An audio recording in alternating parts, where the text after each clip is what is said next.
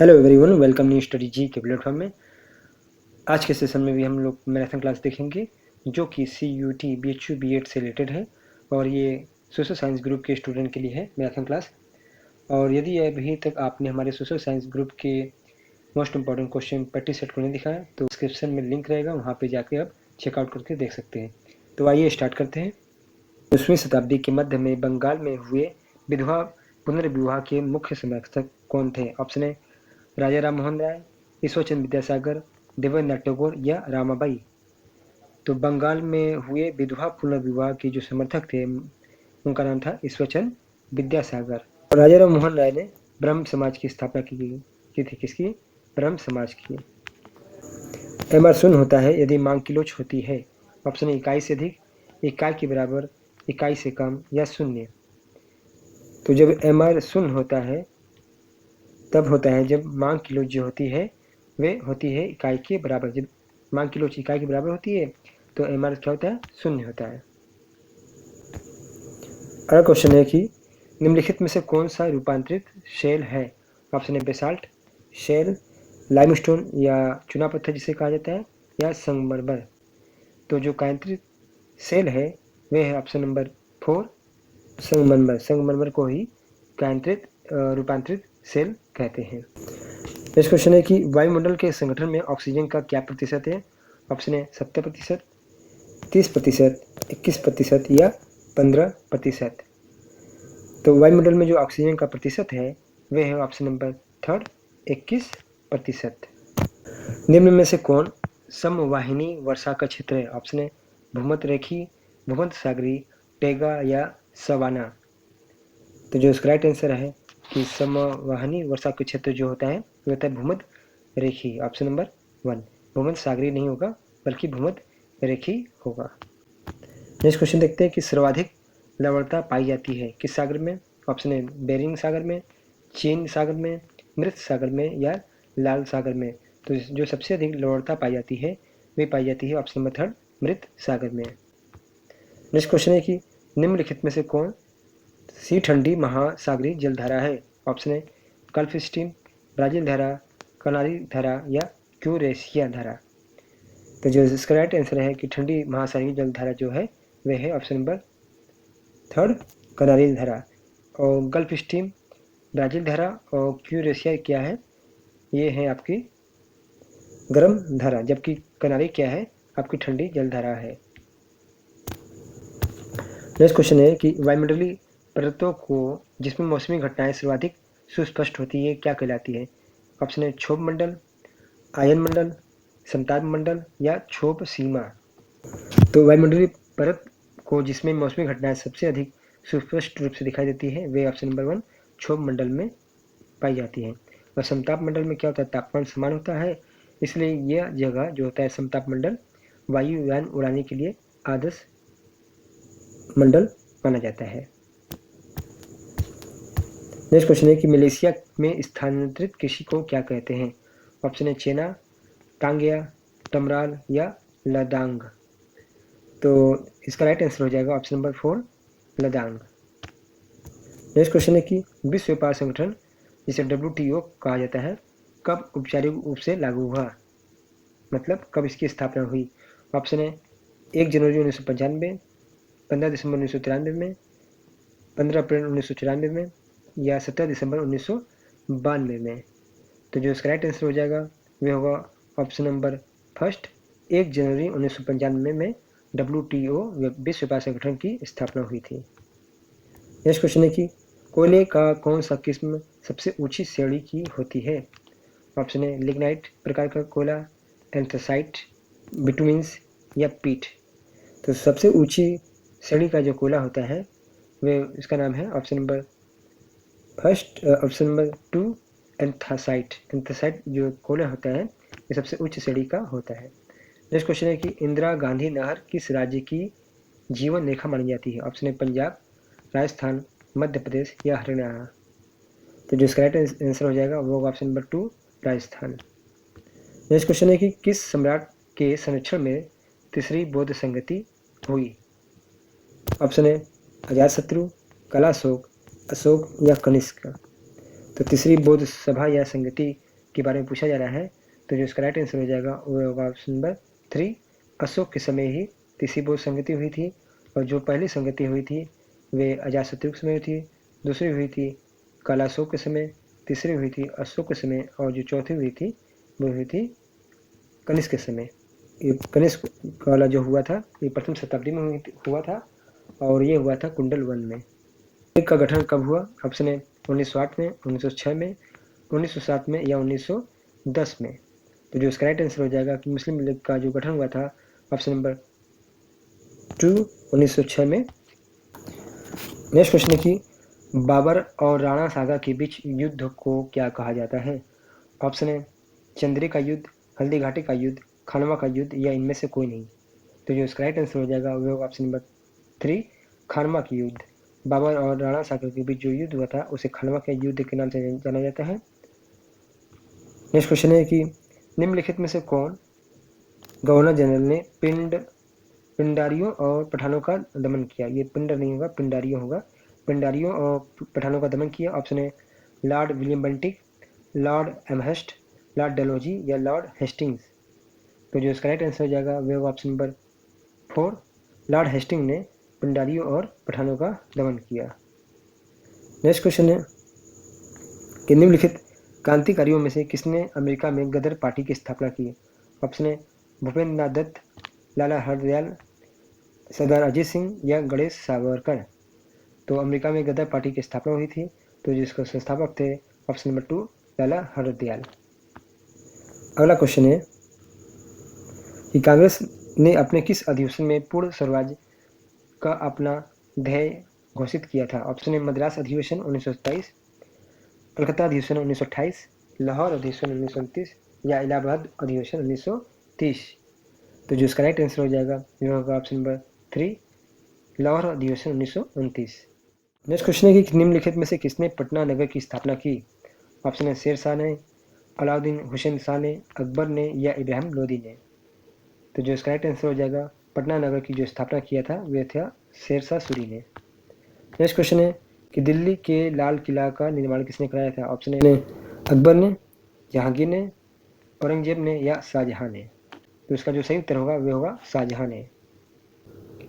किसके शासनकाल में मेवाड़ राज्य मुगलों की संप्रभुता को स्वीकार किया?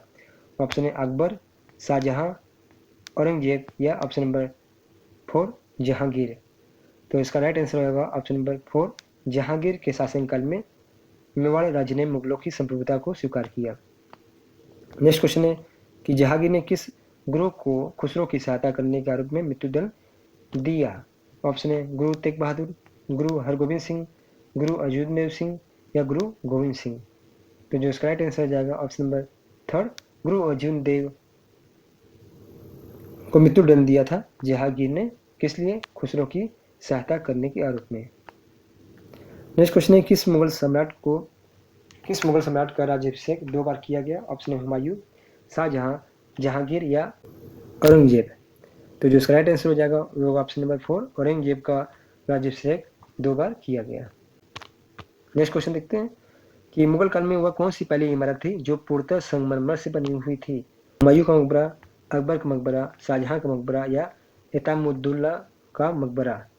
तो मुगल काल की वह पहली इमारत जो पूरी तरह से संगमरमर से बनी थी, तो इसका राइट आंसर हो जाएगा ऑप्शन नंबर 4 इतामुद्दौला का मकबरा। नेक्स्ट क्वेश्चन है कि अलाउद्दीन खिलजी ने किस हिंदू शासक को रायन की उपाधि दी? ऑप्शन है प्रताप रुद्रदेव, रामचंद्र देव, वीर बल्लाल या सुंदर पांड्या को।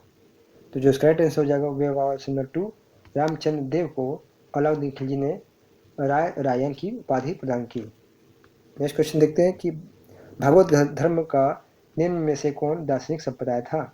ऑप्शन है सांख्य दर्शन, अद्वैतवाद, मीमांसा या विशिष्टाद्वैत। तो जो इसका राइट आंसर हो जाएगा वह होगा ऑप्शन नंबर 1 सांख्य। भागवत धर्म से संबंधित जो दार्शनिक संप्रदाय था वह था सांख्य। अगला क्वेश्चन है कि यूनानी ग्रंथ में चंद्रगुप्त मौर्य को क्या कहा गया है? ऑप्शन है अमित्रोचेडस, अग्रमीज, सेंड्रोकोट्स या अमित्र घात। तो जो इसका राइट आंसर हो जाएगा वह ऑप्शन नंबर 3 तो ऑप्शन नंबर 3 सेंड्रोकोटस जो कहा गया है चंद्रगुप्त मौर्य को यूनानी ग्रंथों में।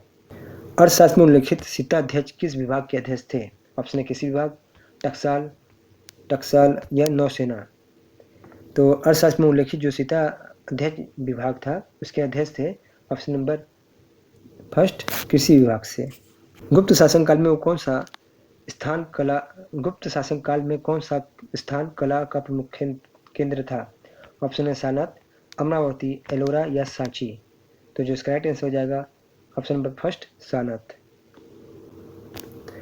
नेक्स्ट क्वेश्चन है कि बृहत संहिता की रचना किसने की थी? ऑप्शन है कालिदास ने, कल्हड़ ने, वाराहिमिहिर ने या आर्यभट्ट ने।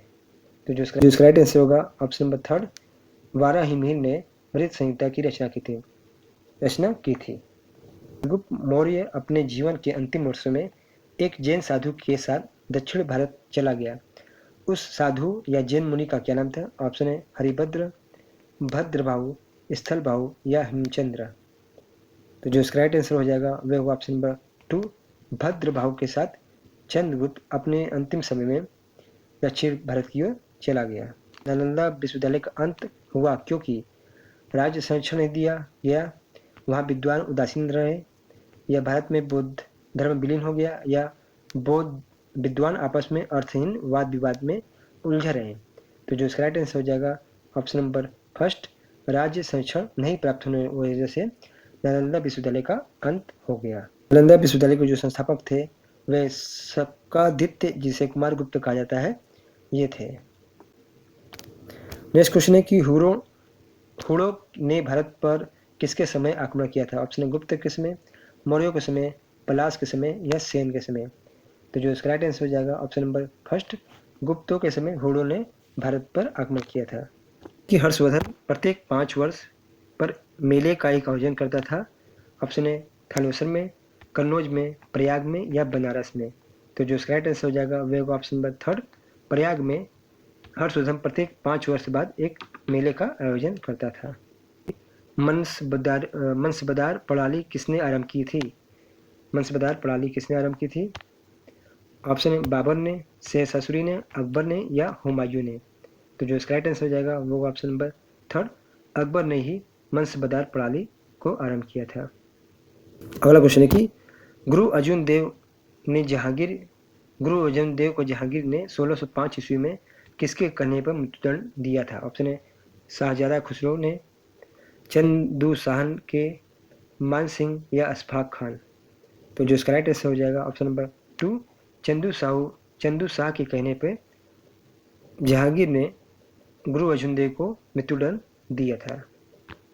नेक्स्ट क्वेश्चन है कि सरदार पटेल इससे जुड़े थे। ऑप्शन है वाडोली से, चंपारण से, चोरी चौरा कांड से या वर्धा से। तो जो इसका राइट आंसर हो जाएगा वे होगा ऑप्शन नंबर फर्स्ट, वाडोली सत्याग्रह से या बारदोली सत्याग्रह से सरदार पटेल जुड़े थे। और बारदोली सत्याग्रह के उपरांत ही इन्हें सरदार की उपाधि प्रदान की गई थी। नेक्स्ट क्वेश्चन है कि किसने लंदन में आयोजित तीनों गोलमेज सम्मेलनों में भाग लिया था? ऑप्शन में M Ali Jinnah, B R Ambedkar, M N Joshi, J L Nehru. तो जो इसका राइट आंसर हो जाएगा ऑप्शन नंबर टू, अम्बेडकर ने तीनों गोलमेज सम्मेलन में भाग लिया था।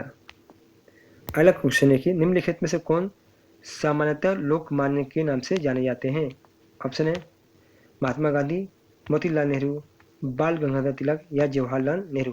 तो लोकमान्य से जो जाने जाते हैं वे ऑप्शन नंबर थर्ड, बाल गंगाधर तिलक को लोकमान्य नाम से जाना जाता है। नेक्स्ट क्वेश्चन है और इन्हें भारत का बेताज बादशाह भी कहा जाता है, किसको? तिलक जी को। नेक्स्ट क्वेश्चन है कि भारत छोड़ो संकल्प का प्रारूप किसने बनाया? ऑप्शन है आचार्य कृपलानी ने, जे एल नेहरू ने, जवाहरलाल नेहरू ने, सरदार पटेल ने या पी सीतारामैया ने। तो जो इसका राइट आंसर हो जाएगा वह होगा option number two, Jawaharlal Nehru ने भारत छोड़ो संकल्प का प्रारूप बनाया था। अगला क्वेश्चन है कि किसे देशबंधु नाम से जाना जाता है? ऑप्शन है आचार्य नरेंद्र देव, राजेंद्र प्रसाद, चित्तेंद्र दास या जे एस खाड़पोड़े। तो जो इसका राइट आंसर होगा वह होगा ऑप्शन नंबर थर्ड, चित्तेंद्र दास को देशबंधु नाम से जाना जाता है। भगत सिंह, सुखदेव और राजगुरु को कब फांसी दी गई? ऑप्शन है अप्रैल 1929 में, अप्रैल 1930 में, मार्च 1931 में या फरवरी 1933 में। तो जो इसका राइट आंसर होगा वो होगा ऑप्शन नंबर थर्ड, मार्च 1931 में भगत सिंह, सुखदेव और राजगुरु को फांसी दी गई। नेक्स्ट क्वेश्चन है कि वह यूरोपीय देश जिसने सबसे पहले भारत में व्यापार आरंभ किया? ऑप्शन है फ्रांस, हॉलैंड, पुर्तगाल या इंग्लैंड। तो जो इसका राइट आंसर हो जाएगा वो होगा ऑप्शन नंबर थर्ड, पुर्तगाल पहला यूरोपीय देश था जिसने भारत के साथ व्यापार आरंभ किया। अगला क्वेश्चन है कि पुरंदर की संधि जो 1665 ईस्वी में हुई थी किसके बीच हुई थी? ऑप्शन है शिवाजी औरंगजेब के बीच, शिवाजी जयसिंह के बीच, शिवाजी शाइस्ता खां के साथ या शिवाजी और अफजल खां के साथ। तो जो इसका राइट आंसर हो जाएगा वो होगा ऑप्शन नंबर टू, शिवाजी और जय सिंह के बीच पुरंदर की प्रसिद्ध संधि हुई थी जो हुई थी 1665 में। नेक्स्ट क्वेश्चन है कि भारत का नेपोलियन किसकी उपाधि है? ऑप्शन है चंद्रगुप्त मौर्य की, समुद्रगुप्त की, रामगुप्त की या बुद्धगुप्त की। तो भारत का नेपोलियन जो कहा जाता है वे समुद्रगुप्त को कहा जाता है। और ये सब भारत का नेपोलियन किसने कहा समुद्रगुप्त को? स्मिथ ने कहा है। नेक्स्ट क्वेश्चन है कि चांद बीबी रानी थी कहाँ की थी? ऑप्शन है बीजापुर की, अहमदनगर की, बरार की या गोलकुंडा की। तो जो इसका राइट आंसर हो जाएगा कि चांद बीबी जो रानी थी वे थी बीजापुर की। तो यहाँ बीबी लिखा है और यहाँ से बी, तो बी से बीबी और बी से बीजापुर। नेक्स्ट क्वेश्चन है कि वेदों की ओर लौटो या किस धर्म सुधारक का नारा था? ऑप्शन है राजा राम मोहन राय का, दयानंद सरस्वती का, केशव चंद्र सेन का या स्वामी विवेकानंद का। तो जो इसका राइट आंसर होगा वो होगा स्वामी दयानंद सरस्वती का नारा था कि वेदों की ओर लौटो। देखिए कांग्रेस ने कब और कहां पूर्ण स्वतंत्रता को अपना लक्ष्य घोषित किया? ऑप्शन है गया 1922 में, लाहौर 1929 में, कराची 1931 में या मद्रास 1927 में। तो जो इसका सही उत्तर होगा वह होगा ऑप्शन नंबर टू, लाहौर 1929 में कांग्रेस ने पूर्ण स्वतंत्रता को अपना लक्ष्य घोषित किया।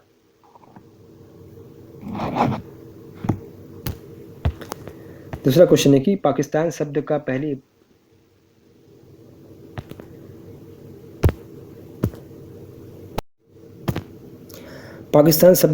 बार प्रयोग किया था? ऑप्शन है चौधरी रहमत अली ने, मोहम्मद अली ने, अकबर ने, जहांगीर ने।